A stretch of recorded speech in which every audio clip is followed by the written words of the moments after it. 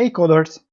In this episode we are going to talk about the box model in HTML and CSS. We are going to learn about margins, borders, paddings, and we are going to learn how to use the inspect element tool inside our browser. So let's start. I'm going to start with a clean HTML and CSS code. Inside our body, let's add the div with the class of box. So I'm going to write .box and hit tab. This will create a div with the class of box for me. Inside this box, let's add an h1 with the title of box content. Let's save this. And here it is. Inside our main CSS, let's add the background color so that we can clearly see the boundaries of our newly created box. So here I'm going to type class of box, background color, oranged. Save it. So now we can clearly see our box. You can consider this div and every HTML element as a box. Inside that box, everything in between the tags is considered content. So h1 is a content of the div box. This content can have custom width and height.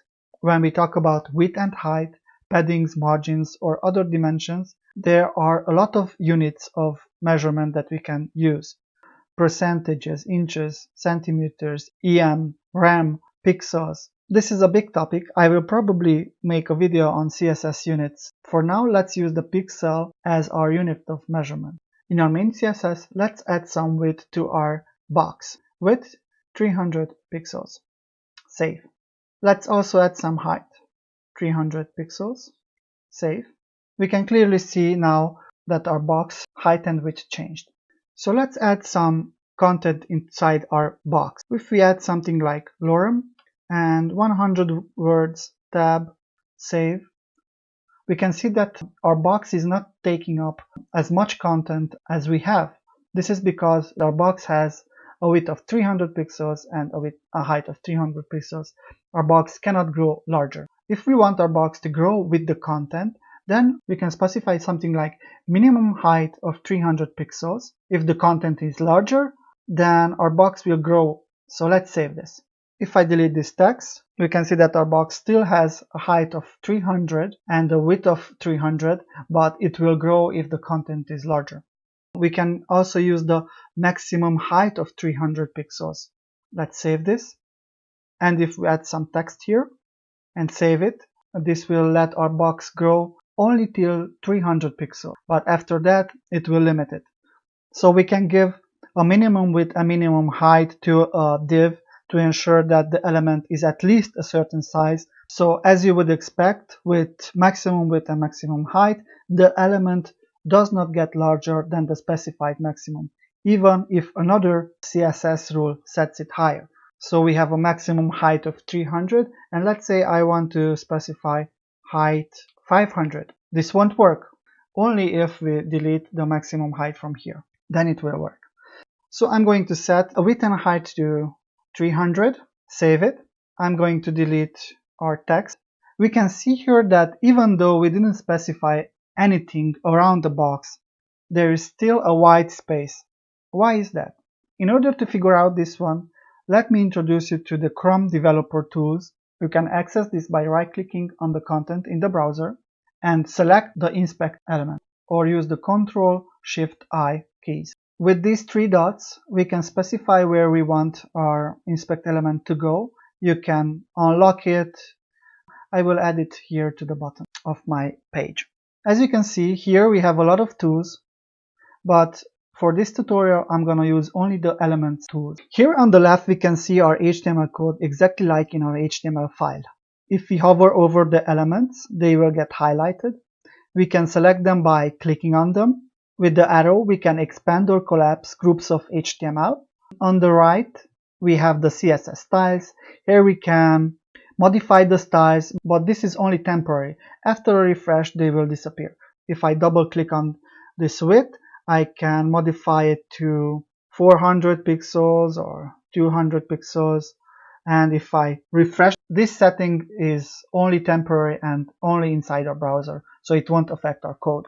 But this is a handy way to try out code and see instant results. So back to our initial problem.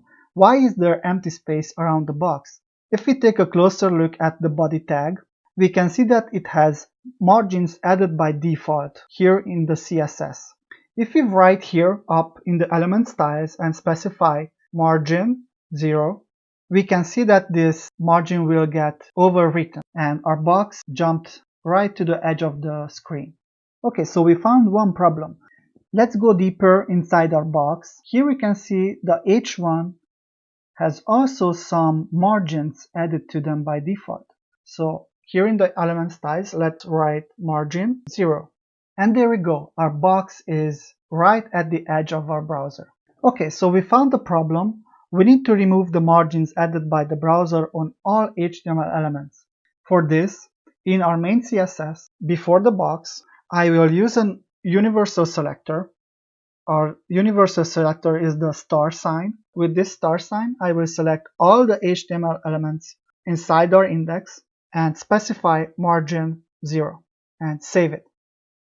So now we can see that inside our main CSS, we specified margin 0, and this will overwrite the default style of the browser. Now let's talk about the border property.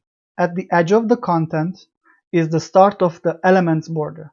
By default, an HTML element will not have a border, but you can define one with the border property. So let's go here to our box, border. We can specify a border width of 20 pixels. We can specify a border style of solid line and a color of yellow and save it. If we want to change only the bottom width of our border, we can do that with the border bottom width property and set it, for example, to 50 pixels. Save it. Or if we want to set the border top width, we can also do that. If we want to change the color, for example, we can specify border color pink. Save it. We can specify a color only for the top part. Save it. If we want, we can change the border left style to dashed, or we can add dotted. We have a lot of freedom. This all depends from you how you want to style it. But for now, let's just leave the shorthand version with the 20 pixel solid yellow. Save this. Since we talk about borders, it's a perfect time to slip in a pretty cool property. You can round off your borders with the border radius property. 50 pixels, save it. You can see that the edge got rounded by 50 pixels, or we can specify 50%. And this will make a circle. This will only make a circle if we have an equal width and height. If we have something like 500 pixels of width, this will not be a circle. So let's go back to 300 and save it. I'm gonna comment this border radius. I just mentioned it so you know about it. Now let's talk about the padding property. Padding is the space between the border and the content. You can declare it using the padding property. Let's say padding 20 pixels. Save. Now you see that this box content moved in with 20 pixels. If we specify in the padding, for example, 20 pixels and 10 pixels, this will mean that we are setting top and bottom 20 pixels, left and right 10 pixels. Save this. You can see here that left and right is smaller than top and bottom. If we specify padding 20 pixels, 10 pixels, 30 pixels, this means that top will be 20 pixels, left and right will be 10 pixels, and bottom will be 30 pixels. So let's hover over this box. We can see that top is 20 pixels, left is 10 pixels, and bottom is. If we specify another property, 40 pixels, that means that top 20 pixels, right 10 pixels, bottom 30 pixels, and left 40 pixels. Let's save this, hover over it, and you can see this. You can also set paddings on each side individually by using padding top, padding right, padding bottom, or padding left. Let's use one of them, for example, padding top, and specify 60 pixels. Save this. You can see that our content was pushed. The last major piece to understand in the CSS box model is the margin. Unlike padding, which was spacing inside the element's border, margin is spacing outside the element's border, and you can declare it with the property called margin. Let's say margin 50 pixels. Save it. Now we can see that our content moved down and we have white space around that box. The margin is always transparent. Let's say 10 pixels, 200 and 200 pixels, so it fits on the screen. And if we go over here on the right side to the computed properties, and if our div box is selected, we can see this box model. Blue is the content, green is the padding, yellow is the border, and orange is the margin. What you need to understand is that when we define width and height, by default, it will be only the content. Paddings, borders, margins are added extra on top of it. Sometimes there are cases when we don't want to calculate these differences and we want the paddings, borders, and margins to be contained inside our defined width and height. To do this, luckily there is a CSS property called box sizing, border box, and content box. By default, content box is activated. If we specify border box, let's save this, we can see that our box shrinked. This is because our paddings, margins, borders, everything must be inside this 200 pixels limit. The box sizing property exists to allow you to control how an element's width and height is calculated. So when we talk about the box model, you should always have this picture in your mind. This picture with the content, padding, border, margin. There is another cool property somewhat related to boxes, and that is called box shadow. Box shadow has 5 values. So let's add 10 pixels, 10 pixels, 10 pixels, 10 pixels, black. Save this, and you can see that we created a shadow underneath our box. If we go back to the styles, go here to box shadow, double click on it, and let's take the first value. The first value is the horizontal offset. So if you modify this, you can see that this shadow will move horizontally on the screen. So let's say something like 5. If we go to the next property, this defines the vertical offset. So it will move up and down. Let's leave it at 10 pixels. This property handles the blur radius. So if we go higher, then you can see that this shadow will get blurrier and blurrier. The next property is the size of the shadow. You can have a smaller size or we can have a larger size. You can play around with these values and add your own custom box shadow.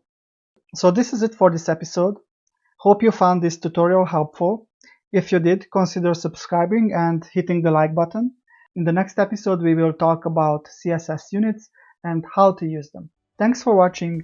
See you in the next one.